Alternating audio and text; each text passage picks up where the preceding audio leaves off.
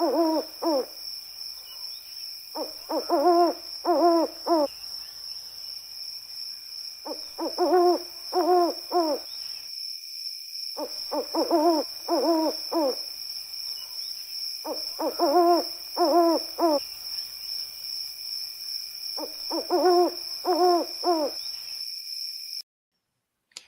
we're back for a late night edition of the Lakers Fast Break podcast. It's Gerald Glassford coming back at you here from Lakers Fast Break, Pop Culture Cosmos, Inside Sports, Fantasy Football, and Game Source. We truly appreciate you checking out all of our great shows. And if you can, please give us that fantabulous 5-star review wherever you get your podcasts. Plus, if you could like, share, subscribe below today to get the latest notifications on when we go live on the air with our latest episodes of Magic Man in the Morning, the Lakers Snack Pack, Lakers History 101, Do You Know Your Lakers Trivia, NBA Observations, and of course our awesome post-game coverage each and every Lakers game.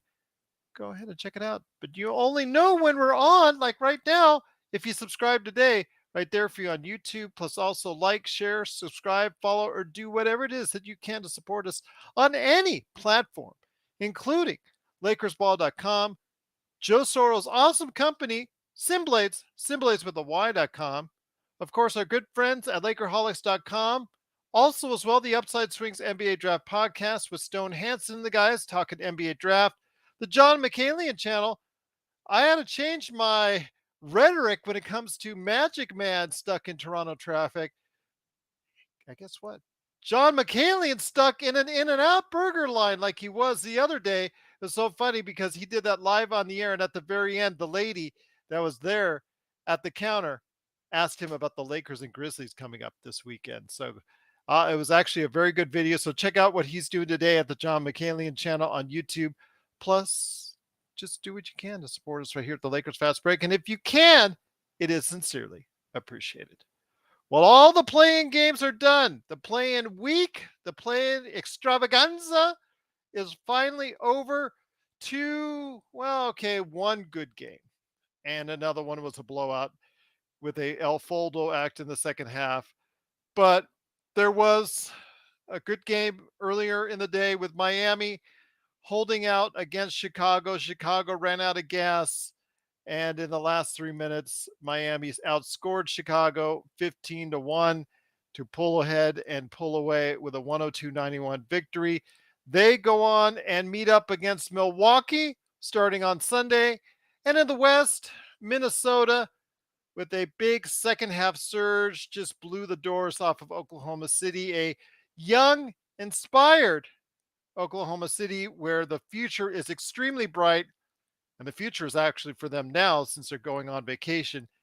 But they did lose 120-95 to the Minnesota Timberwolves, who move on to face the Denver Nuggets on Sunday as well. But here today to talk about all the great matchups and our thoughts and our predictions, although one of our guys doesn't do predictions, but I do have some predictions from our crew on the upcoming Lakers Grizzlies playoff matchup, but we're also talking NBA playoffs as well. Good guys indeed. First up, first man here, he is the mastermind behind Ox 1947 at LakersBall.com, and of course his company, Simblades.com. It is Joe Soro. Joe, great to have you here, my friend. Are you excited? NBA playoffs is here? No. Okay. All right. That ends our show, everyone. Thanks so much for joining us. I'll be excited when we win. Okay. That's better. That's better. All right. Well, the great matchups, there's some really good matchups this weekend. We're going to run them down. I want to hear your thoughts. So you're not excited for any one of them, including the Lakers in Memphis? I am not excited. I am anticipating this series, but I'm not excited. I will say this, though. Both conferences have intriguing 4-5 matchups. In the West, you have Phoenix Suns taking on the LA Clippers. And in the East, you have the New York Knicks playing the Cleveland Cavaliers. And we had discussed this earlier on Sean's show, I should say the snack show with Tom, Laker Tom, about Should Julius Randle come healthy, that could be a series that goes 7. And I'm thinking it's depending on obviously Durant's health, that there's a possibility that the Phoenix and LA Clippers series could go 7 as well. So with those 2 series, I'd say that's probably going to be the 2 series besides the Lakers series that I'll be watching or trying to watch as much as I can. And I believe those will be the most competitive series of the first rounds. Also here today, good man indeed. You got to go ahead and check him out today as part of Magic Man in the morning. Plus also as well, what he does for us at the Lakers Snack Pack and so much more. It is the Magic Man, Sean Grice. The guy's doing an all-dayer, not an all-nighter, because he was with you in the morning, was with you in the afternoon, and guess what? He's here tonight. You still alive, my friend? You got a pulse? I'm good, Gerald. I'm good. I'm like the postman. Whether rain nor sleet nor snow, I'll be here on Lakers Fast Break. Okay. Well, I will say that it is like almost like a Christmas Eve for NBA geeks and nerds out there because this Mm-hmm. weekend it is the playoff season. The playoff season arrives. We're truly glad that it's here finally. I'll start off with you, Sean, before I get into looking at the various scenarios for the Lakers because a great many of us already actually predicted or had their thoughts on the Lakers Grizzlies matchup. We're going to go ahead and talk about a couple of the other matchups first. I know that Joe has talked about the Cleveland New York matchup in the East. That's going to be a barn burner, my friend. I think that's really, if any series at all is going to go 7, that's the one I'm targeting as well. I think so, Gerald. I think that has the best odds of going all the way. And when you think about it, that series could also be one where the home team wins every game. Cleveland's had I think, if not the best record in the NBA, I think it was at least top 5. I think they were 31, 32, and 9 at home. So the Q is an arena that's difficult to play in, especially when they get really loud. So I think it could go 7. I'm thinking Cavs in 6. So I think they basically split the first 4 games. Each team wins all of their home games, and then Cleveland takes the game 5 and 6, Gerald. But you're right; it has all the intrigue of a game 7. It's just, can Julius Randle and Mitchell Robinson step up 4 out of 7 games and play better than Evan Mobley and Jared Allen? I'm not so sure. That's going to be difficult. But also, how is the ankle for Julius Randle heading into this? Because, yes, he sprained it pretty badly a couple of weeks ago. It's very tender at this point in time, last time I heard. So, can he give it a go? Do you think he'll be able to be effective at all, at least in the earlier part of this series? Yeah, that's a great question. In the past, when he's had an injury and he's come back, it's been skittish at best. He really hasn't had a game where he's been injured and he comes out and he explodes for 35, 40 points. I think it'll be touch and go with him. I think he'll try and give it a go, but I just think that first game Cleveland's just going to come out and just I think hammer them. Fair enough indeed, my friend. Joe, there's also another great 4-5 matchup that's going to be on the western side of things when it concerns the Phoenix Suns and the LA Clippers. Your thoughts on this, my friend, because you already talked about the awesome eastern 4-5 matchup. What are your thoughts on the matchup between Kawhi Leonard's Clippers and the matchup with the Phoenix Suns with Devin Booker and Kevin Durant? Well, they have similar issues. They're arguably their second best player is not going to be, well, at least for Paul George, not available. Yeah. And I say if it goes 7 or 6, I think he'll come back by then. I'm saying that these have a very good likelihood of going 7 because I anticipate both coming back. And Sean made a good point that Julius Randle doesn't play well hurt or coming off of injuries. He just his game is predicated on his elasticity in getting to the hole or just moving side to side. So it's very difficult, especially on a high ankle sprain, to do those things, especially this quick since the injury. Now, the Phoenix Suns LA Clippers series is intriguing because Durant has not lost a game since he's gone to Phoenix.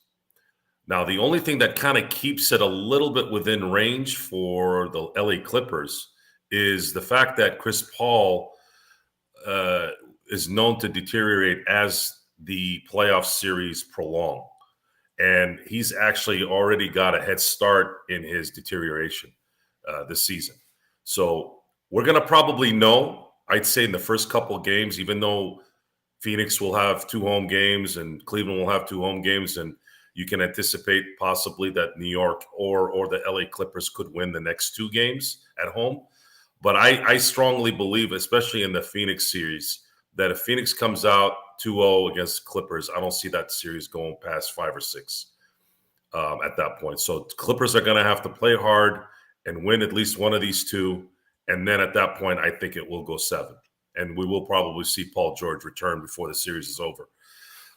It's kind of a bummer that one of these 2 teams will be gone, because you kind of wanted to see one of, at least for competition wise, you wanted to see those teams kind of go a little bit deeper. But I guess it's that one series where one really good team is going to have to bow out.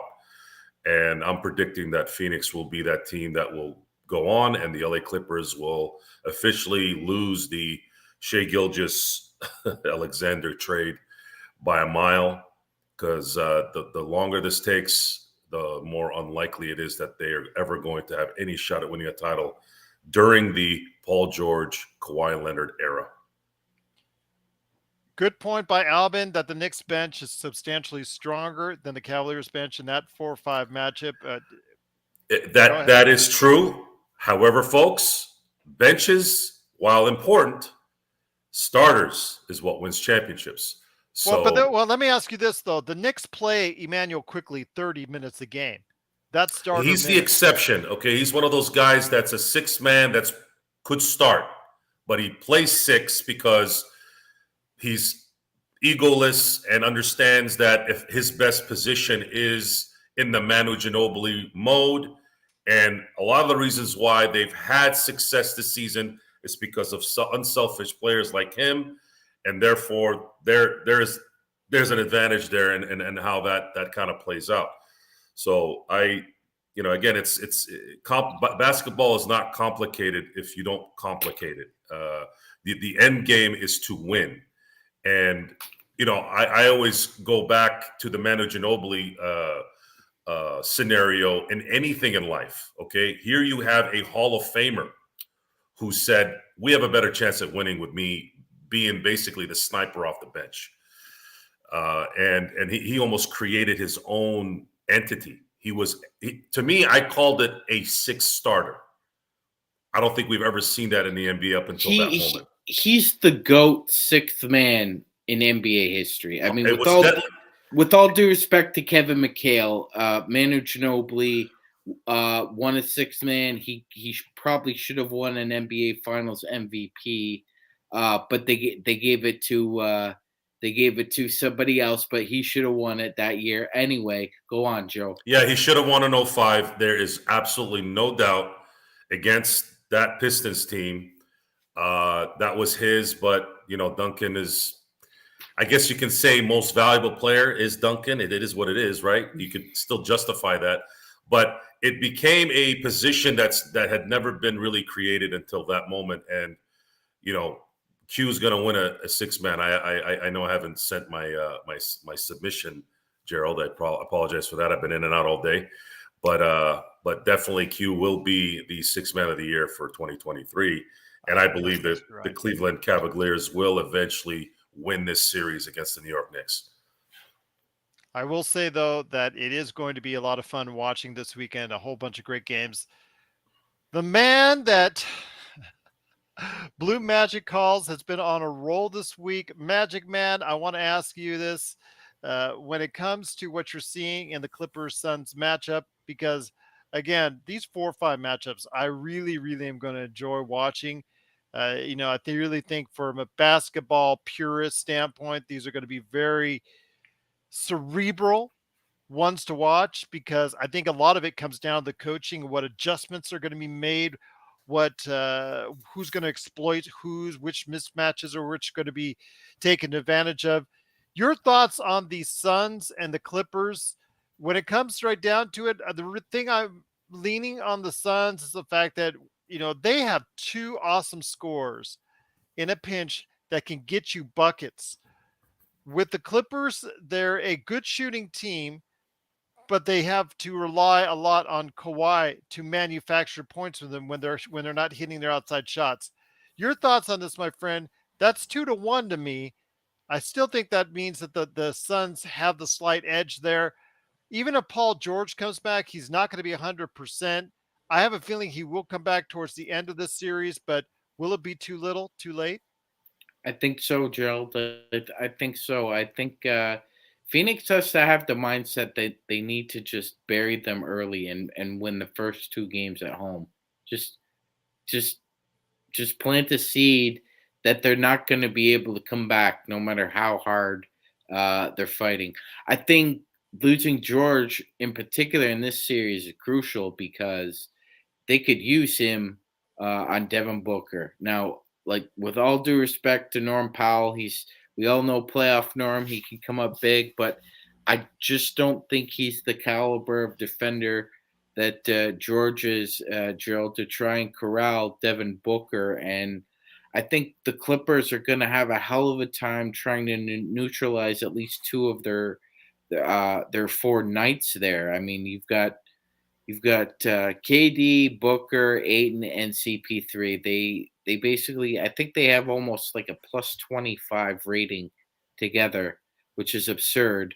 So if you're the Clippers, you need to find a way to neutralize at least 2 of them because, like you said, Gerald, they could probably count on Kawhi, but they're going to need a couple of other guys to step up considerably and consistently as well, Gerald. It can't be just a couple guys show up off the bench one night and then don't show up the next night. That they're not going to be able to defeat the Phoenix Suns with that kind of recipe. So I think 2 things are really important. One, if the Clippers, I think, like you said, Gerald, want to extend it to 6 or 7 games, I think they have to try and steal home court advantage in the first 2, but I don't think they're going to be able to do that, but we'll see. And 2 is, can you find a way to neutralize CP3 and Aiton? Because I have a feeling Zubats can hold his own against Aiton, but what are we going to see with the CP3 and Russ matchup, Gerald? That's really interesting because, as you said, CP3 has taken 2 steps back defensively, and Russ. Defensively, but he has, obviously with the advent of getting Kevin Durant, your game is going to be a little bit more efficient now, and his numbers have gone up a little bit, of course, in co-aligning with KD's arrival. Yes, it has. You're absolutely correct. That's just synergy and motion there. No surprise. Uh, it's what you said earlier, Gerald. Russell Who's going to Westbrook. step up outside of Kawhi Leonard? I mean, because Yes, Albin's got Westbrook or Powell. Who is going to step up consistently? yes. That's the question. Is it going to be Man? Is it going to be um, my Russell goodness, Westbrook. Russell Could be Westbrook. They need somebody to Norm step Powell. up. Norm Powell, yes, somebody because a lot of the horses they gambled on have either that they've either had to put them out to pasture, or they're not what they once were. That gray mare ain't what she used to be. Um, with some of these guys, and unfortunately, Gerald, I don't think Ty Lue's had really enough time to understand who plays well together with Kawhi because he's had guys come in and out of the lineup.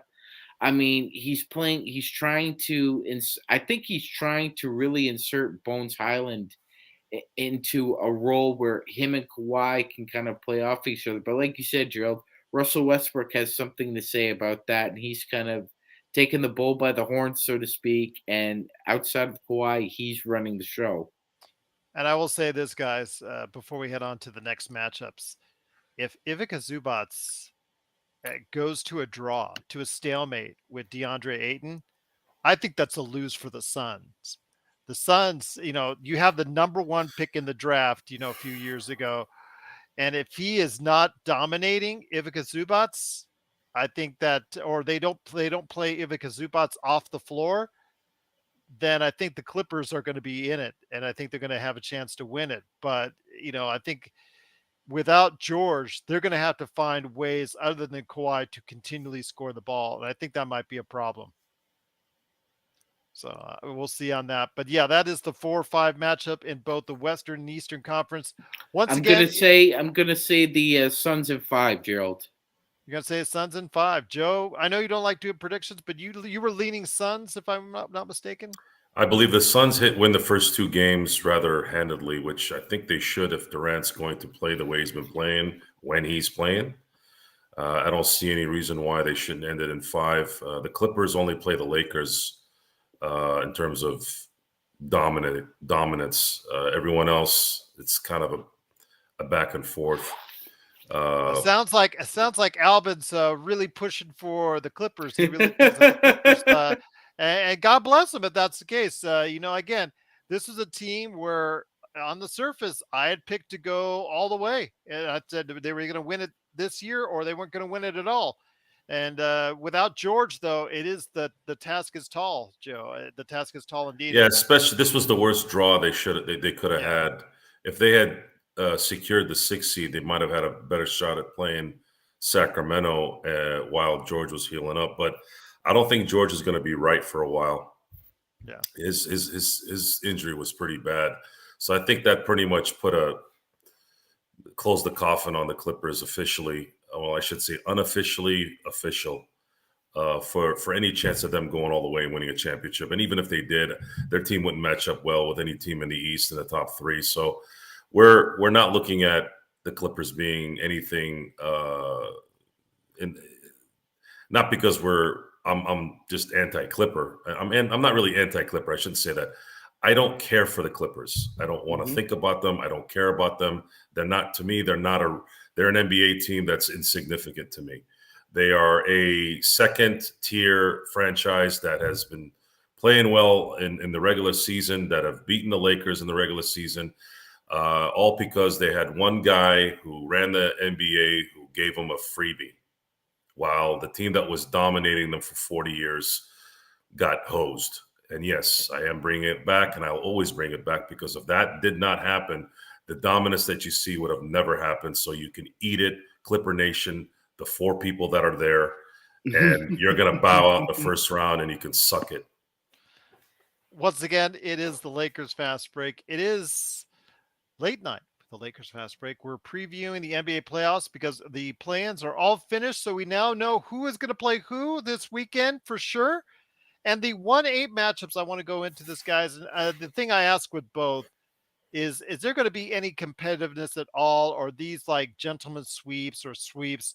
So let's start with you, Sean. When we talk about the East and Milwaukee and what we see from a really just Miami was with outside of that 3 minutes where they closed it out strong, they were struggling pretty hard against Chicago. So I ask you, my friend, do you see them getting a game or 2 on Milwaukee in this upcoming series? Or do you think that this long-standing rivalry between these two is not going to be no match this time? Yeah, you know what, Gerald? I really don't think Miami's going to be in any one of these games in the fourth quarter. I mean, they may be in one of them, but I see a clean sweep for the Bucks. That game was some parts of that game were hard to watch tonight, but I just don't see Miami just having the second gear they need to try and compete against a team like the Bucks. don't see it. I think it's a clean sweep, Gerald. Joe, do you see them getting any games out of this series at all? Miami? Yeah. If they were to get something, they'd get one game just by having one of those games where they're just on something similar to the game 5 in the finals against the Lakers, where Jimmy Butler went nuts and he just wouldn't miss. But if not, and the Miami Heat team is just depleted in terms of any consistent efficiency, and they made it through today, and I want to say thank you, Miami, because they helped us secure a 17th pick instead of an 18th pick. So Miami, thank you for winning. Enjoy your win, enjoy your playoff spot, but you're not going to get past 5 at the latest against Milwaukee. But thank you anyways. I kind of agree with Albin and the fact that, if they could rest Middleton, who came up gimpy about a week ago, if they could give him any type of rest in this series, I think that bodes well for their long-term playoff chances. So if they can finish them off in 4 or 5, I think that really bodes well for them. And I think they're going to try and do just that. And they're going to try and see how many minutes they can limit Middleton to in this first round so he could be more effective for the series going forward. I really like that comment, Albin. So that was really complimentary on your part. So yeah, I really think that. But Middleton is a key to our ultimate success. They are, but they've been acclimated to him not being available and still winning. If they want to play the load management game in the playoffs, though, be cautious, be careful. Usually teams have never done that. It's just not something you do in the playoffs. So just be careful. Don't take teams for granted. Otherwise, you end up turning into the 2007 Dallas Mavericks. Another intriguing matchup, though, that I kind of like. They just finished off their play-in, so they got to go to Denver now, and that's the Minnesota Timberwolves. The intriguing thing about this is a team that I thought would do much better in the regular season. I didn't think, they would probably be more than a second round out, in the playoffs, but they've got 2 7-footers, Sean, that they can throw at Nikola Jokic. And you got Anthony Edwards, who was, much better today. He was much better today than he was against the Lakers. Your thoughts, do you think that they could go ahead and provide any type of challenge at all and stretch this thing out to beyond 5 games? That'd be tough, Jill. I think they could do it. I'm just not sure it'll happen. Cat and Edwards need to blow up.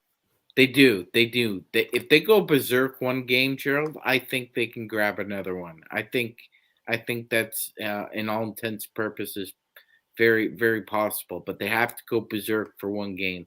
I don't think that the Wolves and Nuggets is the same gentleman's sweep in the same way I think the Nets and Sixers would be.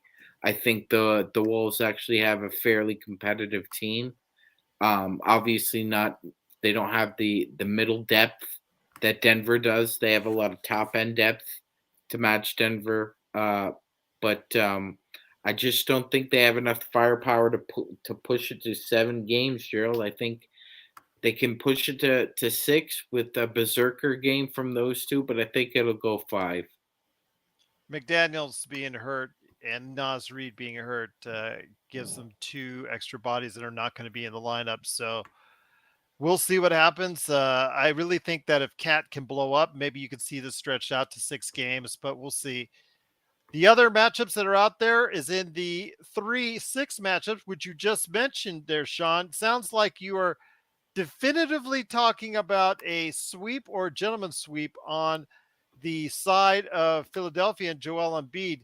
You really think they're going to have no problem handling this altered team now in the Brooklyn Nets? Yeah, I don't think so, Gerald. But I will say this. I think that Nick Claxton is a very good defender, and I think he could put up a good fight against Joel Embiid, but I think it's just not going to be enough. I could see the Nets winning a game, though, Gerald. I think they have the most solid depth in the NBA outside of a team with a star. I think if they added one, it would give them a bit more of a fierceness, but I think their depth it gives them a game at the most. So yeah, I'd say the Sixers win a gentleman's sweep. They've got a lot of shooters on that team. Those shooters have to shoot well. If they Mhm. can put up about maybe 18 to 23s, you never know what's going to happen. Joe, any thoughts? You think Joel Embiid is just going to destroy the Nets? Yeah, it's going to be difficult for the Nets to really should everyone stay healthy. I don't see that series going beyond 5. I could see the Nets maybe winning one game, and I commend the Nets for dealing with what they dealt with this year and still finishing off the year fabulously. I think Jacques Vaughn did an excellent job reeling everybody in, and this is a redo of the pre-Durant, Kyrie Irving team, where they were building some momentum, they were building some chemistry. The Nets fans were very vocal on how fun the team was to watch. This is the year D'Angelo Russell made the All-Star team, Yep. and we are Jared Dudley, watch out. Yeah. So Josai, you've got a good core here. Don't ruin it by bringing in some diva that's going to jack it up. That's my only advice. The only thing is, though, with that team, they've got what I believe is a great number 2 in Mikal Bridges, who has to be their number 1 right now by default. They've got a lot of very good 3, 4, and 5 players on that team as far as players who could be a 3rd, 4th, or 5th option. They've actually, like you said, Sean, they've got a lot of depth on that team there for the future going forward, or pieces that you can trade, which Joe is kind of fearful of, because we see the writing's kind of on the wall. They've got all these good players. At some point in time, they're going to probably try and trade those players or bundle them with a couple of the draft picks that they got back in the Kevin Durant trade, and think about trying to go ahead and speed up that process to go back to where they are or once were with Kyrie and Kevin once again. What would be great is I don't know if you guys know this, but Damian Lillard's interview today hinted for the first time since he's been in Portland that he's waiting on some things. So to crush Nick's nation, I think it would be quite hilarious if something like that happened in offseason where the Brooklyn Nets ended up getting a Dame Lillard. I don't know. But well, I know he did that on his exit interview. He was he lambasted the organization. I didn't hear. This was based off the interview he did today. I don't know what he did during the exit interview. That's similar thing. Similar. So it's gotten to that now. Now Portland has to be crossing their fingers, hoping that there's some miracle that they win the lottery. If they win the lottery and get Wembanyama, then we're talking about Lillard finally having a little bit of a return by possibly having a guy that could be his 1A, right?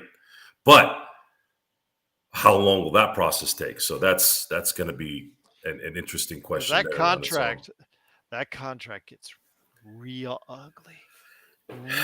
Even with the new CBA, guys, that contract gets real. We're talking $60 million closing in on by the time he's 36, 37? Yes, Gerald.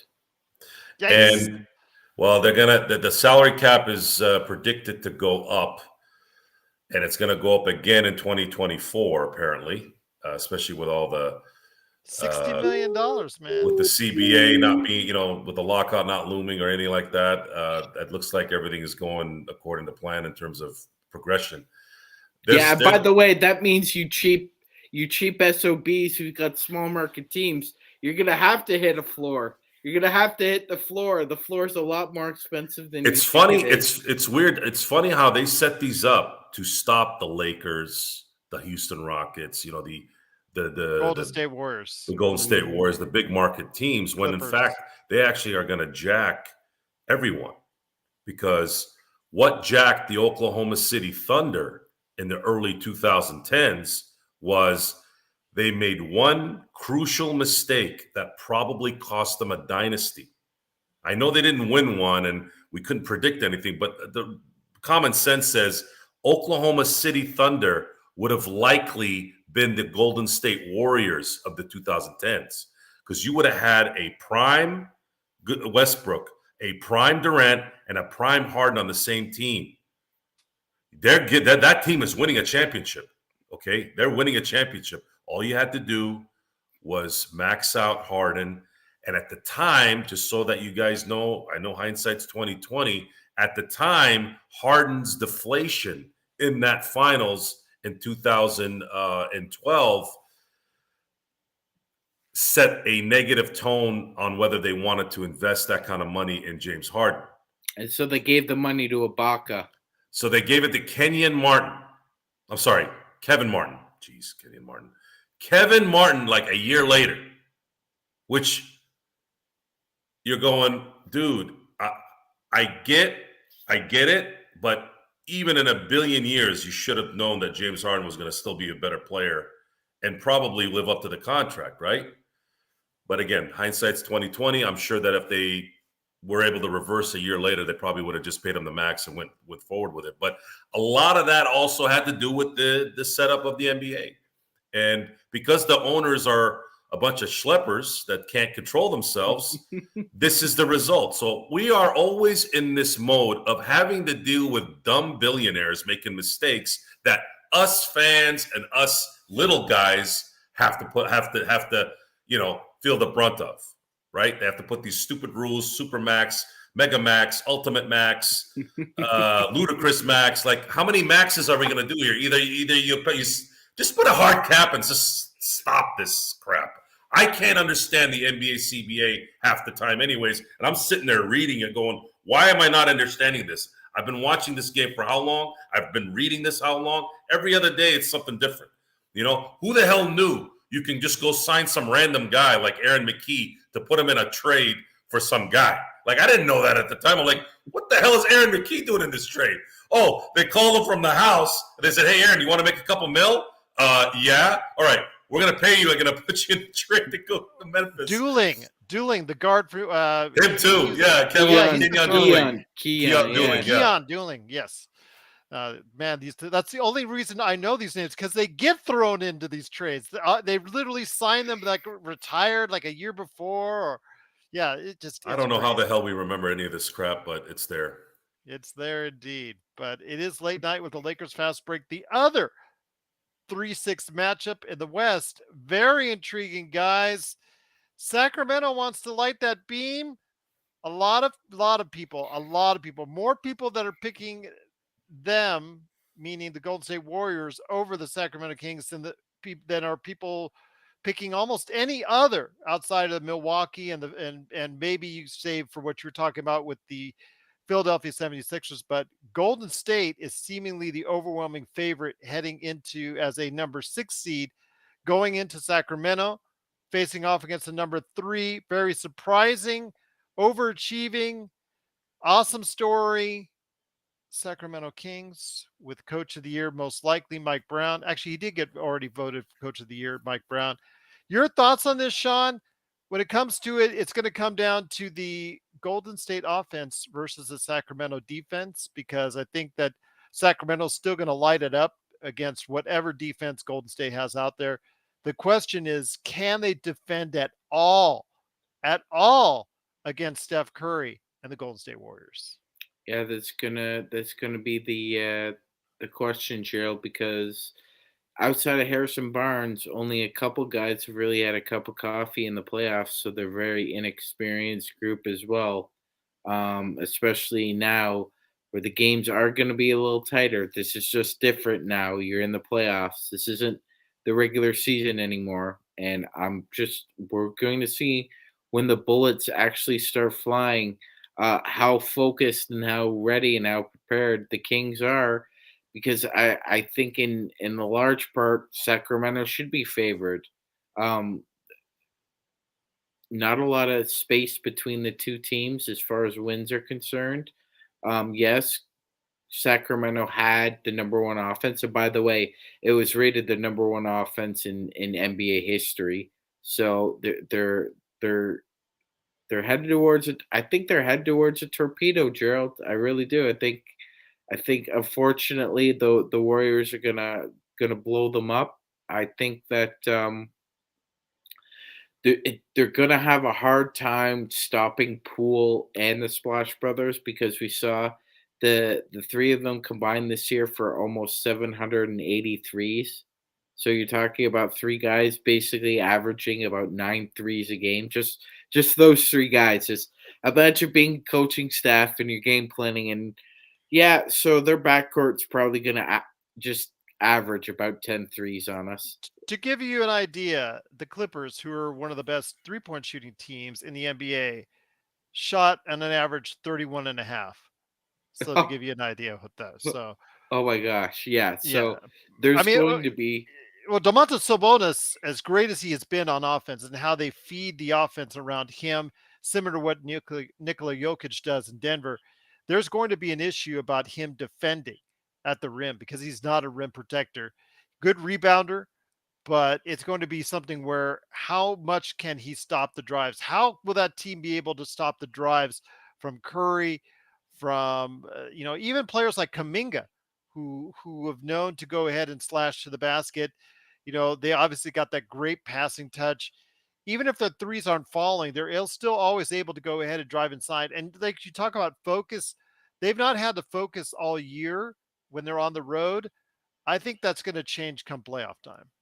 I agree with you, Gerald. I think the light switch goes on, and they I think that it's possible they might take both games. I think they're definitely going to take one. It's Sacramento does have the shooting to try and keep up, but I like you said, Gerald, I just don't think they have the chops defensively. So I'm going to go with the Warriors in 6. Your thoughts, Joe, on the series? Again, the champs look like even though they should be the underdog, are actually the favorites going in here in Vegas. I've had a chance today to listen to more commentary on the radio since I was on the road a lot. I don't know. I don't know about this series like I thought it a day ago even. Uh, the Golden State Warriors are terrible on the road. Not bad, terrible. They only won 11 games on the road all year. Yeah, it's like lottery level That bad. is just not good in any team, whether it's a playoff team, a bottom team, like nothing. I've never seen a team that bad on the road that's a 6 seed. I mean, I don't even know if an 8 seed would warrant it. I mean, it's just not a good road team. So if you're talking about a team that can run you out the building, and they've been doing it all year and had one of the greatest offenses, at least statistically, in an NBA season, if these guys jump the Warriors in the first 2 games in Sacramento, I don't think Golden State comes back from an 0-2 deficit. I just don't see it. And the fact that everyone has predicted, and it didn't matter whether it was Golden State, the Lakers, the Clippers, the Indiana Pacers from the East, it didn't matter who. Everyone's like, oh, whoever faces we all want to face the Kings. Oh, we don't want to face it. We don't want that 5th seed. We don't want the 5th seed. No, we don't want the 5th seed. We don't want to face Phoenix. We want to face the Sacramento Kings. So if you don't think Coach Brown is in there going, dude, every team out there, and this is one of the few times it is true, because usually the nobody believing us rhetoric is just made up a lot of times. People make it up, like Travis Kelce at the podium. I'm like, hey, no one thought we were going to win in the preseason. No one thought. I'm like, dude, you have Patrick Mahomes, and half the freaking league predicted you to win this. What are you talking about? Half of Fox predicted you guys were going to win. Like, what delusion are you in? But in this case, it's legit. Everybody, whether it's on the media, whether it's us, like, we've been sitting around going, oh, man, let's just get the 6th seed. Let's just get the 6th seed so we can face the Kings. So if you don't think Mike Brown is saying everyone out there thinks you guys are going to bow out in the first round, and not only bow out, like get destroyed, they got to come out running, gunning, and winning those first 2 games. If they do, sayonara to Golden State. And then the Kings will probably lose in the second round. Sanger Stein says one thing she knows is that Sabonis needs to drop. Those threes come from Golden State Warriors penetration. Kings are bad defensively, but Warriors have 2 to 3 non-shooters every time too. But those 2 to 3 shooters that they have, Sean, can get hot at any time. And if Thompson, is anywhere near the Thompson that we've known from the past, which we've seen glimpses of this year, along with Curry and Poole, that could be really, really tough for Sacramento to overcome and light the beam, of course. Yeah, Gerald, so over the course of 82 games, the Warriors had 12 40-point bursts. Steph had 6, Clay had 4, Poole had 2. So you're looking at least one of them going crazy in this series for over 40, statistically speaking. If that happens, it's likely one or two of them go bonkers again for another game. So that's another game I would give to the Warriors as well. I just like it because there's going to be so much offense, comparatively speaking. Because we're going to see a lot of teams slow it down. If you saw the Miami game earlier this evening, that's what I'm expecting most of the games to be like. But this might be a shootout for however long it lasts. Yeah, Gerald, I'm sort of thinking that way as well. I'm thinking it's like when the Lakers played the Nuggets and Sleepy Floyd would go off for like 40 points and the games are like 142, 138. I'm thinking along those same lines, Gerald. I think it's going to be high scoring. I remember listening to those on my transistor radio and listening to Chick. Yeah, call it out. And man, he was so unhappy with Sleepy Floyd. I don't know what it was about Sleepy Floyd that really bothered Chick Heard, but he just got under his skin. That he did indeed. But we finally come to the 2-8 matchups coming up, the 2-7 matchups coming up right now. It is, of course, late night with the Lakers Fast Break. It is Joe Soro, Sean Grice, and me, Gerald Glassford. Thanks so much for watching and listening. The chat has been going great, as always. The best Lakers chat room that's out there is right here at the Lakers Fast Break. Joe, I'm going to start with you with the first 2-7 matchup, and that is the Boston Celtics versus Atlanta. Atlanta had an impressive win on Tuesday. They're a little younger than the Lakers. They've had 4 days off heading into, well, actually, they'll have 3 days off, a little bit, almost 4 days off, heading into the matchup against Boston. You think they can pose any kind of challenge at all to the Boston Celtics? They could. When you have players who are young and can shoot and can get to the basket, I was impressed at Atlanta's playing game where they destroyed Miami from pretty much the tip. They've got this talented roster that just is seemingly underwhelmed since they went to the conference finals. I think the team probably just, now that they've kind of gotten past the regular season fiasco that they were in, they can now just focus on, okay, well, that's done. Let's just go for it.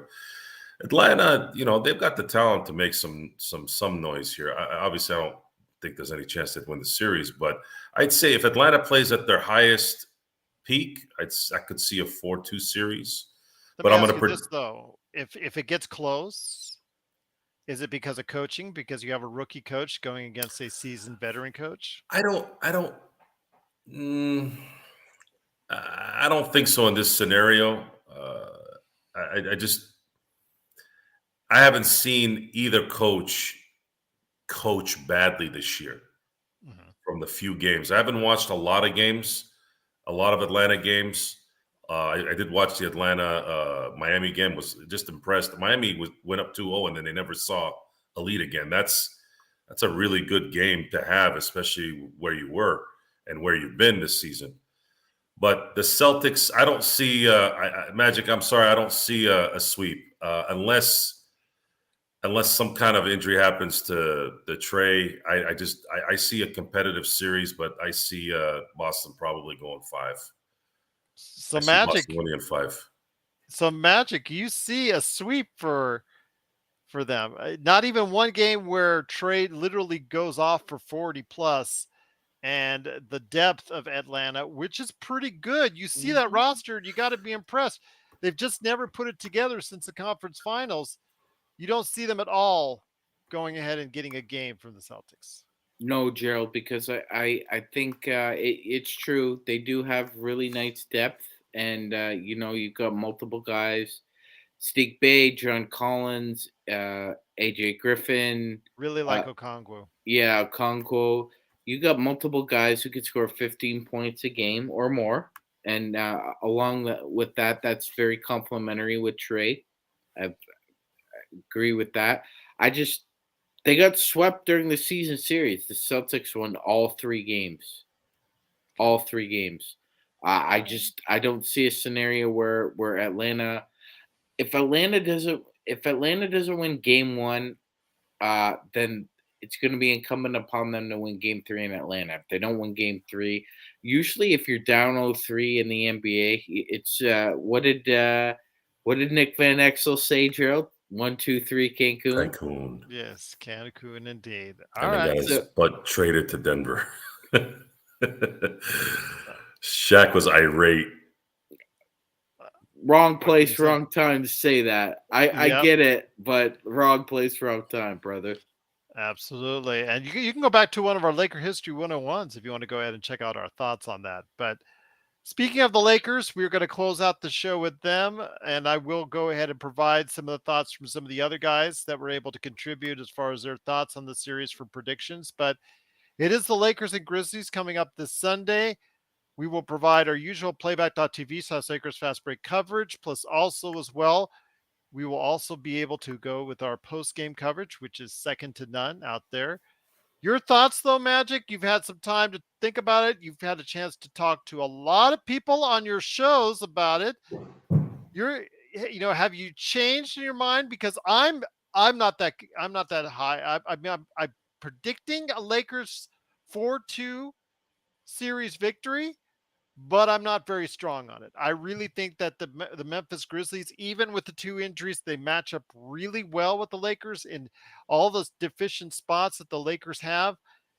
Your thoughts on this, my friend? I think the Lakers will be very fortunate to get out of this series with a victory, because a lot of people, are thinking that the Lakers might have some trouble with the youth of Memphis. Yeah, Joe, I can understand that logic. Over a 7 game series, that youth can sort of wilt away the expectations and the um, kind of the, I guess, confidence that the Lakers have in themselves. But some just tells me that by the skin of their chinny chin chin, that I think AD dominates at least 4 out of 7 games. I think so. I think ultimately their youth is going to put us to the test. It goes right down to the wire. I think, Gerald. I think this series goes like possession by possession. To me, it's so close. So I see the Lakers winning at 7. But it's by the closest of margins, Gerald. Like you said, Memphis matches up really well. Joe, when it comes to the Memphis Grizzlies and the Los Angeles Lakers, the Grizzlies younger, more athletic. They run the break just as well as the Lakers. They have 2 guys that shoot better than anyone on the Lakers. I'm concerned, my friend. I'm still picking the Lakers at 6, but it's very shaky. Your thoughts on this matchup? I know you've also been on the road thinking about this as well. Anything changed, since you've been on the road? Well, I don't see youth being a issue in this particular series. The only person who's gray in the head is LeBron James. Lakers are they're right around that mid-20s for everyone else, other than maybe AD, who just turned 30. I don't think youth is going to play a factor in this. I think what's going to play a factor in it is the Lakers have to be focused, and Darvin Ham has to surprisingly know how to rotate his players in correct spots. And if, he wants to help his team even more, maybe somehow talk to someone, maybe Mike D'Antoni, maybe that guy up there in Boston that can shoot him a couple of inbound plays. Inbound plays sometimes are good, momentum starters after a dismal series before. The Lakers will lose this series because there's a couple guys down. I'd say if Steven Adams was playing and if Brandon Clark were playing, I would almost guarantee that the Lakers would lose this series in 6. But missing those two guys, even though they're not superstars, they're in terms of what they bring to the team, in terms of the depth, they're invaluable. So if the Lakers want to shock the world and beat the Memphis Grizzlies, they're going to need good leadership from the coaching, and they have to go into every game from here on out, not submitting 18-point leads in the first half, and stop sitting your best guys for 7 minutes, Darvin. This is not game 55. Please. We might have been able to finish off Minnesota a little bit easier if you didn't sit AD from the 8-minute mark in the first quarter till 3 minutes into the second quarter. What the freak are you doing? Like, what's going on? So my thought, because I'm a positive guy, behind the scenes, I was thinking, oh, I know what he's doing. He wants to save AD for the end. Well, what if the end didn't come? What if the Lakers were down 18 in the fourth? Now what? How about making sure the beginning is done right? We'll worry about it later. We'll worry about that later. Or maybe you could just rotate your players better. But I don't know. I'm just a guy on a podcast. I don't know what I'm doing, right? So the Lakers, out of the Laker glasses, the Lakers are probably going to lose this series in 6. However, when you have LeBron James and you have, in my opinion, still the best big man when you're in that vacuum, as they say, you always have a chance. And the youth around the Lakers, they're talented. Beasley could get hot. I had predicted that Beasley might win the Lakers a game from his shooting. And of course, D'Angelo Russell, the X factor, as everyone used to like to say. They don't usually use that a lot nowadays. But the X factor is going to be D'Angelo Russell. Dennis Schroeder, I've heard, could be that guy as well. But D'Angelo Russell is the key for the Lakers to advance. And he has to play every game, every single game in this series, like he is the third star.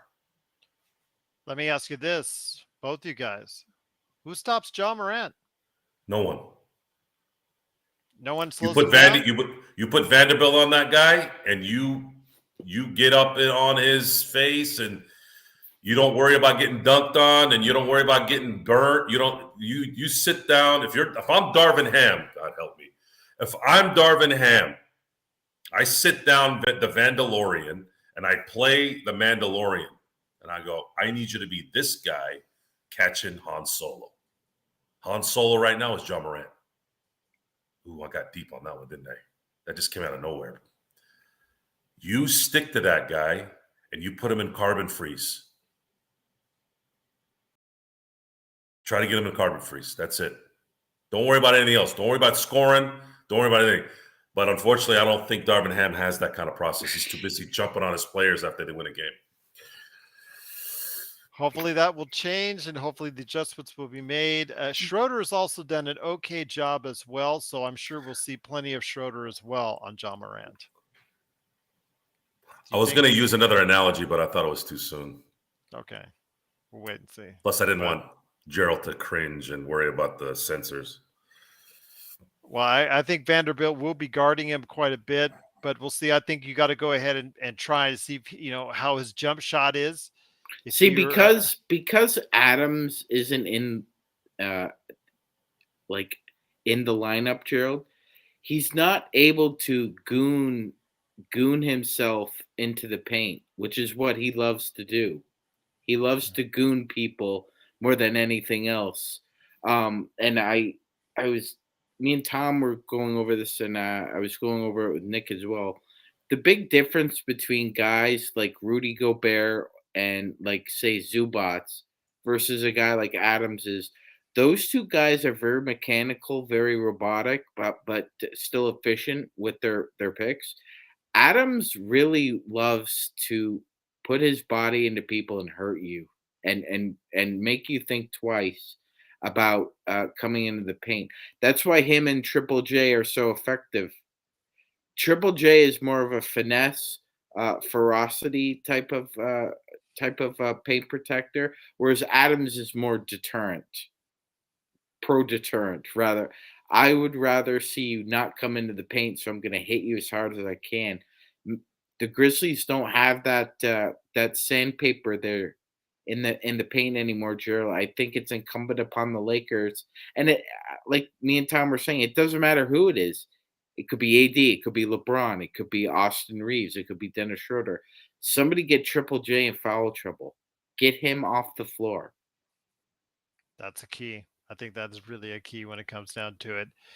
Before we head it out, I'm going to go ahead and run down the predictions for this series by so many of our great panelists here at the Lakers Fast Break.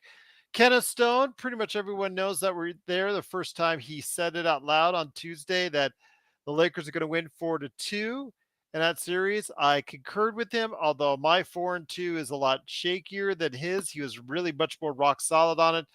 Me, I just think I'm guessing the way the flow is going to go with this series, and I think that's going to go Lakers' way. But man, do they not have great matchups at all against Memphis? I think Memphis really, if they play smart and they play with their heads instead of getting emotional, which they sometimes do, they can actually beat the Lakers and beat them pretty handily. But they do not play with controlled emotions a lot of the time. So we could see a lot of issues there. And that's why I'm still sticking with the Lakers in 6 games.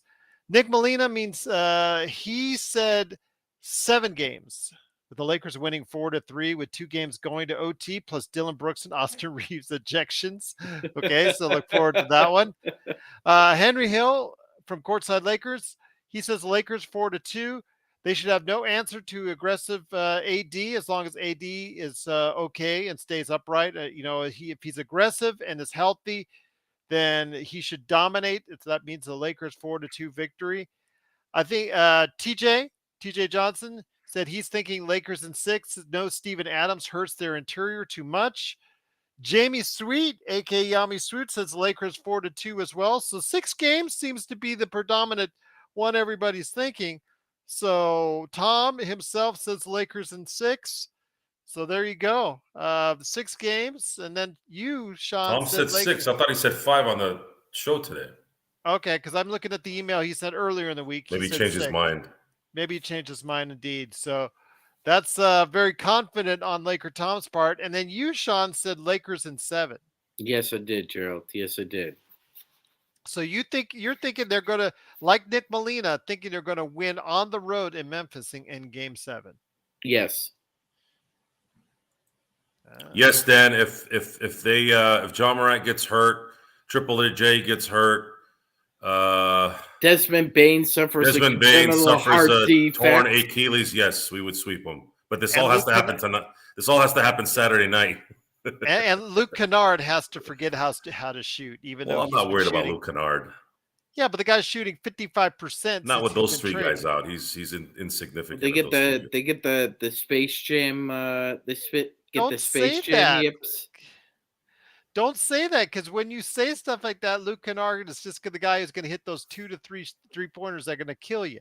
So. No, the only thing that killed us is penetration to the basket. If that continues to happen, Chris Dunn was roasting us the other night until they finally stopped in the second half. But this is, Chris Dunn is not John Morant. So they better, again, put the Vandalorian on him and he gets out, sit Vando. As soon as he comes back in, put Vando back in. Just tire his butt out. I don't care if he drops 40. Tire him out and just let him be the guy and let everyone else phase out. So that's to me, when you have a star like that can do what he does, you gotta take he's the real only star on that team. Could you see them going big though with if you put Vando on the point playing Ja, you line them up with, let's say, Reeves, then you've got maybe Rui with LeBron and AD. Could you see that? That's a big lineup. No, right there. I don't see that. Yeah, I don't see Darvin Ham ever sticking to a big lineup. He's infatuated with analytics, which tell him that small lineups are always going to work, even when you have a a team that's destroying you physically and getting every offensive rebound. Fair enough. Oh, that's another tidbit, by the way, for those who say that we don't know what the hell we're talking about. Okay, guys, I want you guys to pay attention to offensive rebounds. Do you pay attention to offensive rebounds and the numbers, guys, when you're watching the game? Or are you just watching the box scores and the nice little baskets back and forth? Okay? After a while, you start to notice offensive rebounds against your team. You know why that happens? Because a coach decides to go small against an efficient big team. Do I need to go into more detail here, Gerald? No, if they're shooting well from three, Bain, Jackson, and Luke Kennard, that could also spell doom because the Lakers, they're kind of iffy when it comes to their 3-point shooting. Playoff time, this starts to get a little bit less visible, just so you know. So we saw Minnesota. And a little more tight. Yes, exactly. Minnesota played their butts off in the first half. They were playing defense like I'd never seen. I saw Cat playing defense like I'd never seen. But guess what happened in the end? Because the game is so fast, right? You know, Gerald's game, scoring, all the happy stuff, right? They ran out of gas at the end. That's why they couldn't score in the late fourth and overtime. They were dead. They couldn't do anything. Not even Conley could do anything because he's a little bit long of the tooth, right? So if they're going to hit every basket, they're going to need to hit every basket like I almost said a bad word. The Clippers, when the last time we played them. That's a bad word. They didn't miss from 3 for 4 quarters. So you want to make it easy on yourselves? You guys think you can play defense like that for 4 quarters and make the threes? Then it's a sweep. They do that consistently for 4 games. Memphis wins in 4. But we know that's not going to happen. But that's how you beat the Lakers at this point, especially if they're focused. You're gonna have to hit your threes, and you're gonna have to play all 4 quarters. Again, it's not really rocket science. That's basketball, right? Play all 4 quarters, be consistent, make your shots when they're open, and you'll win the game.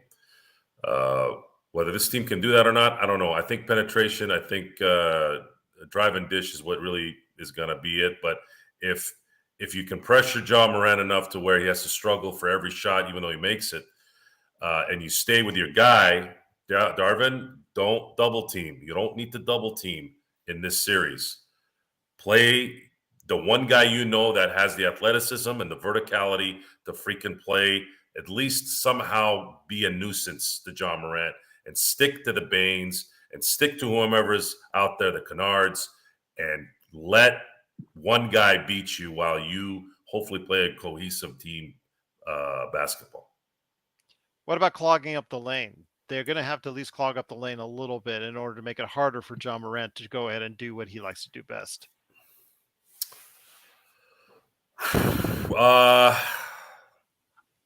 That's a good question. Is AD guarding 3 guys? Well, I'm assuming he's going to be on Xavier Tillman. If he's on JJJ, that's a problem because JJJ, will drift. Triple J will drift to the outside. So expect a lot of illegal defenses because I don't know if you guys noticed this last few months, we saw that call a lot more than usual because AD is covering everyone's rear end because Darvin Ham doesn't really have an efficient defensive scheme to keep his main guy in a spot where he would probably win a Defensive Player of the Year. He has to guard everyone else's guy. It's an ongoing issue. I'm not trying to bash Darvin Ham here, but you're asking these questions, and this is what's going on, and it happens to be coincidentally something that we've been discussing a little bit this last week because of certain fans of ours commenting about how we don't know what we're talking about when it comes to Darvin Ham. Guys, this is the issue, right? Can you adjust? Can Darvin Ham adjust? Basketball players want to be coached. Doesn't matter who it is, whether it's Michael Jordan, whether it's Anthony Davis, LeBron James, they want to be coached. So you're going to have to coach these guys and putting them in spots that give you the advantage. And every quarter, every game, every team is a constant change. throughout the game. It is not set Shaq in the block and give him the ball. You know how to set the defense for the 4 quarters that way. Those days are gone, guys. It's over. Okay. 1 quarter, John Morant is going to the hole nonstop making baskets. The next thing that's going on, Desmond Bane is hitting threes left and right. In the next quarter, Steven Adams is getting every offensive rebound and going and tipping it in. This is the NBA now. So if you're not going to coach according to minute by minute situations, you're not going to succeed. I do want to say, though, that Adam has a point. The Lakers don't get enough credit for what they do. They just get knocked for their mistakes, yet they keep winning. But we call it like we see it, Adam.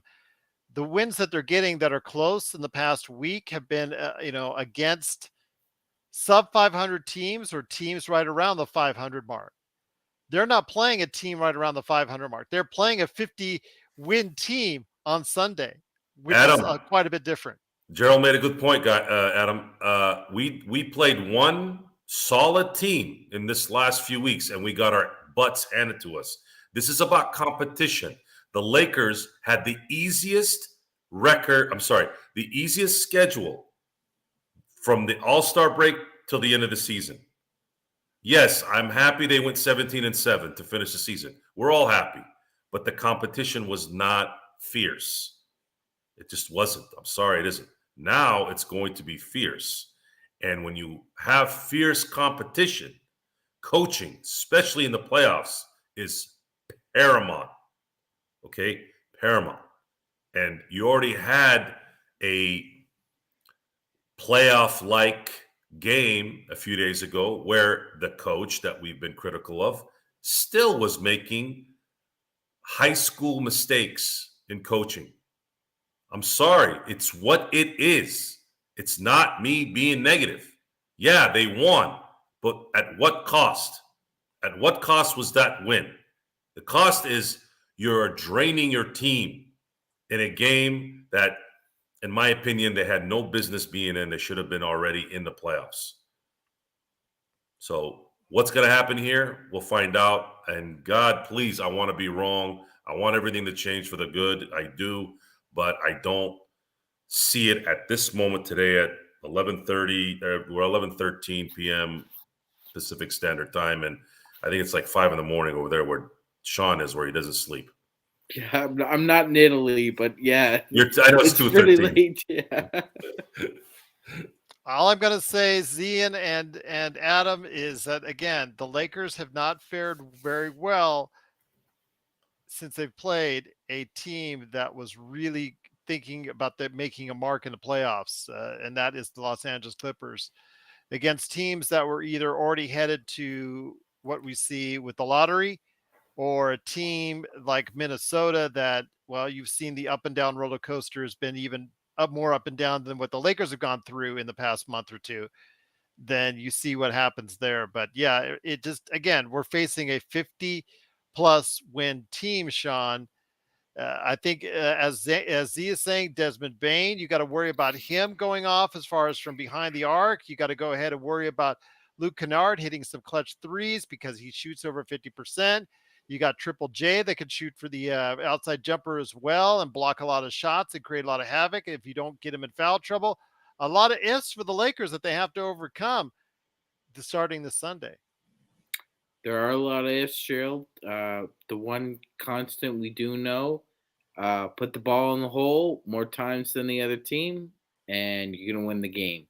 So if they can find a way to clamp down defensively, like I said, I think the first 10 minutes of that game are going to be key because I think Memphis wants to come out and just throw the hammer down. I think they're going to be very aggressive, probably more so than ever before to try and send a message.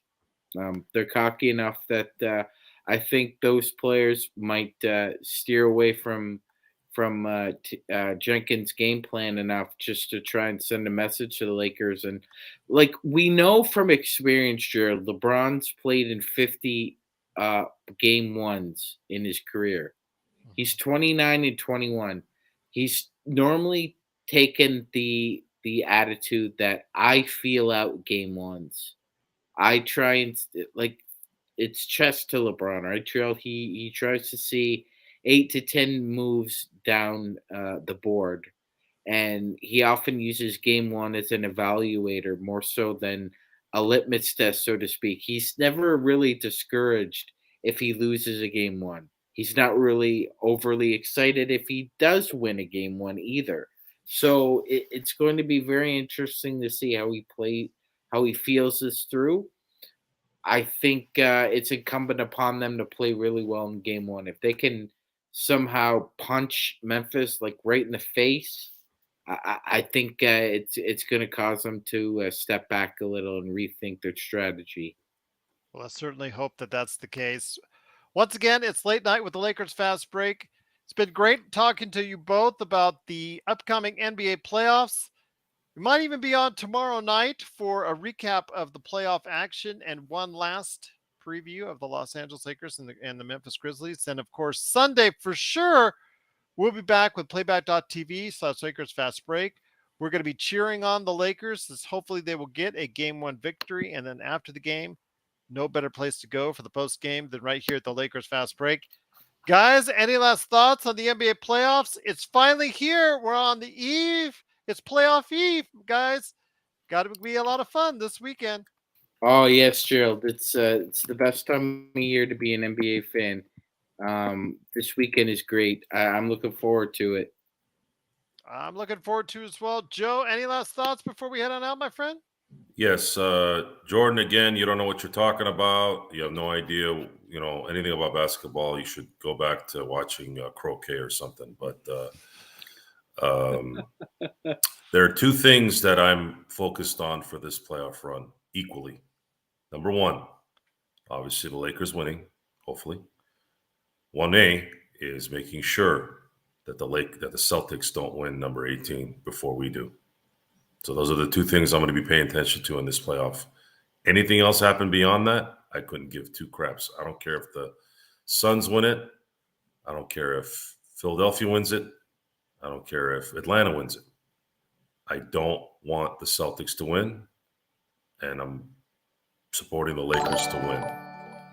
The Lakers secured a pretty darn good draft pick today after worrying about that all year. My only other worry besides the Lakers is obviously the Celtics not winning championship 18 before we do. So now we have to see how that plays out. And the second that's done, should it be done, let's say Philadelphia takes them out in the second round, I will have a sigh of relief where I can pop a beer, pop a honey jack and Coke, whatever, rum and Coke, and just say, okay, let's see what happens the rest of the way.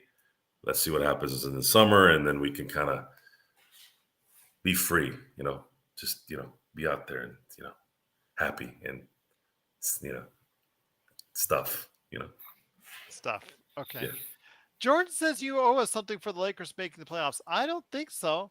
I think you're all caught up on all the bets. I don't know you. I don't know anyone. Jack squat. Okay. You've already done the wings challenge. I ate a and the one stupid chip challenge. cardboard chip, which was worthless.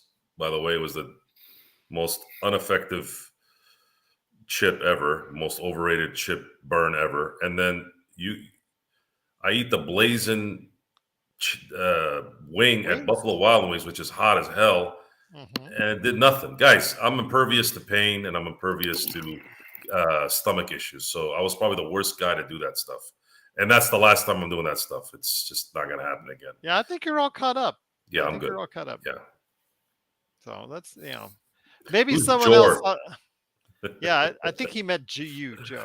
I didn't cheat. Cheating is if I did something and didn't tell you. I told you I wasn't gonna sit there like an idiot for 15 minutes dying. Okay, I had my shake. You knew the rules. You got a problem with it? Go talk to the commissioner.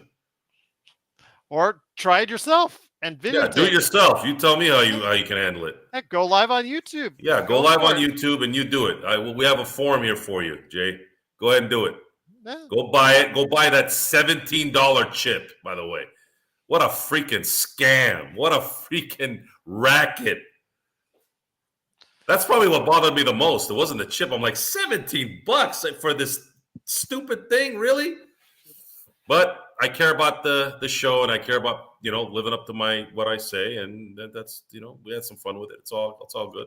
Adam, we want to be wrong. We want the Lakers to go all the way. So, we're just going to say, like, we call it like we see it. So right now they're not exactly at the highest peak of strength going into the playoffs because they've had some very shaky wins. I did predict the Lakers at 6, but I'm not exactly confident in it. Joe said what he said. Magic has said what he said. It is what it is. Do we think the Lakers are going to go all the way? We'll see. I mean, some of us on the panelists do. Some of us, think maybe it's not going to be our year. But then again, the Lakers are in a much better position than all of us thought that they would be. Nobody on our staff picked them to be 7th place in the Western Conference because of all the changes that were made. So we're all happy for that. And we all want the Lakers to go ahead and get a 18th world championship as far as that's concerned. So that would be the best thing. And if it means us being proven wrong, absolutely. Raul, we said, I know I did. Pat Bev is a 0, and he ended the year with 0 where he belongs. I think one of the key plays is when in that last 3 minutes, when they were being scored 15-1, there was an offensive set. And Magic, I know you saw this one, is when they had an offensive set and Pat Bev had the ball, had a wide open 3 and decided to pass it up. Oh, I thought you were going to say he brought a camera on the. No, he just he passed it up to Alex Caruso because, Alex Caruso is the sharpshooter. I love him. God bless him. Yeah. But, if you're depending on Alex Caruso to hit your threes for you, in a clutch situation, at least he's going to take it. At least the guy's got the guts. With the 5 shots he takes in his game, he will take in clutch moments. As for Pat Bev, well, you get what you get with that one. But once again, it is the Lakers fast break. The Lakers are starting off their playoff series against Memphis on Sunday afternoon. Hopefully you'll join us. Playback.tv/Lakers fast break. Again, maybe a recap tomorrow night of the playoffs. But Joe, I want to send a shout out to my boy Dimi out in Modesto. Thanks for watching. He's got our show on his big screen in his living room. I love you, brother.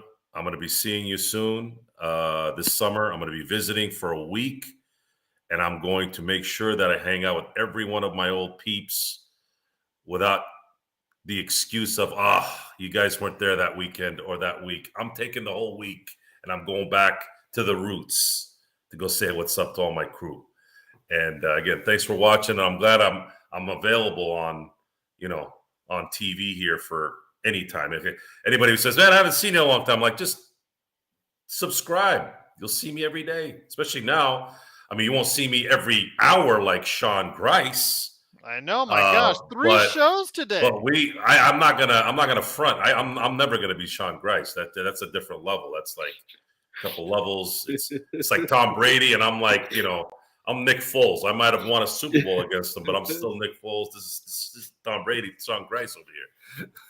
Shout out to John McCallion, who gets hit up on the Lakers and Grizzlies in the middle of an in and out line. So big shout out to him. If you want to actually see that live and how it happened, go ahead and subscribe and check out the John McCallion channel today. Raul, thanks so much for subscribing to the Lakers Fast Break during our broadcast. Hopefully you'll enjoy future episodes of what we do here for the Lakers Fast Break. So for Joe Soro, a.k.a. Ox1947, LakersBall.com, and of course his own company, Simblades with a Y.com. And of course, MagicMan and the morning host, Sean Grice. Sovereign says you're not stuck in traffic nearly enough, Joe. Yeah, Joe Soro, myself, and John McCallion have been stuck in traffic more than Sean Grice this week, Joe. Well, traffic is an interesting process now in this area. So when I moved here 13 years ago, there was no traffic, right? The word is out. Where we live, schools, lifestyle, affordability, in the middle of everything, meaning middle of LA, Orange County. Heck, you can get to Arizona in 4 hours if you're driving 80 miles an hour, which I think the speed limit once you get to Blythe is like 75 miles an hour. So you could go 8, not worry about getting pulled over, right? So you're talking about, why is Temecula the best place to live in Southern California? Because it's centralized. and it's affordable, and it's got a big town feel without being too boring. It's, people here are still kind of boring. They got to go to Glamis. They got to go down to the beach in San Diego. They got to go to LA to Santa Monica. But it's kind of like, hey, this is my house. I'm going to kind of chill here. But if I want to go out and do whatever, like last night, Sean, I sent you some clips last night when you hit me up. I randomly went and got a haircut down in San Diego because the lady there's been cutting my hair since 1998. And I went to go see my boy Adam, and he's like, hey, you want to go to the baseball game tonight? I was like, you know what? Yeah. So the Padres were facing the Milwaukee Brewers, and surprisingly was a packed house for a Thursday night. I mean, I was looking at the 3-tier Vertigo seats. I call them the Vertigo seats. At Petco Field. At Petco Park. Beautiful park, by the way. Beautiful park. I graduated from there. Hey, congratulations. It's a beautiful park. And sweating up a storm. Yeah. enjoyed watching the Padres lose to the Milwaukee Brewers. And, had probably one of the best hot dogs I've ever had in my life outside. I don't know if you ever go outside and, smell the vendors there that pull up. It's street meat, Joe. Everyone, I don't know what. They talk about Dodger dogs. No, the best hot dogs. And I don't eat hot dogs a lot. It's usually a 4th of July thing, just because of tradition or whatever. But I'm not a linguiça guy or a bratwurst guy. I'll eat them. I'll do that. But those vendors, I don't know what the hell they do with those dogs. I purposely didn't eat for 5 hours. I was like, look, I want to have those dogs. And they cost $8. That's why they're good. They're $8. I bought 3. It cost me $24. So, so we're talking, this is what we do, guys. We're here to enjoy life. If you guys want to enjoy life really good, especially in Southern California, come to my backyard and I'll show you how to have fun. Once again, it's late night with the Lakers Fast Break. It is Joe Soro. Please go ahead and support him today. If you're in the Southern California area, at Simblades with the Y.com. Of course, you can find him at LakersBall.com. He's part of the great chat room that's there at LakersBall.com. Of course, MagicMan, I'm going to give him one last kudos because he's done a sensational job this week. All the shows, all the extra stuff. He's absolutely doing a great job. I know Joe doesn't like that glad handing and all that stuff. So, he is what it is, but done a great job, Sean. Thanks so much. Thanks a lot, Gerald. I know you appreciate it. I do very much indeed. But once again, it is a late night with the Lakers. Barry Horowitz. Yes, there you go. Barry Horowitz, absolutely.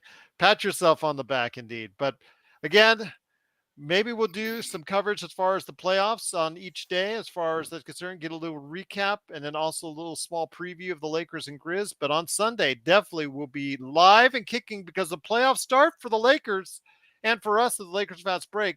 Remember, playback.tv/Lakers Fast Break. You can watch the game along with us. It's absolutely free to join, so go ahead and check it out today. And then afterwards, of course, the best post game for Lakers games is always right here. Joe, I was trying to. Guy and his Giambi crap. Oh my gosh, he's back again. All right, that's a write-off.